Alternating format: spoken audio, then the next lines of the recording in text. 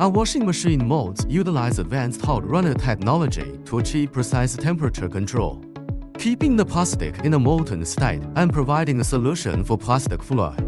During the mold dryer phase, the injection molding machine injects specialized engineering plastics.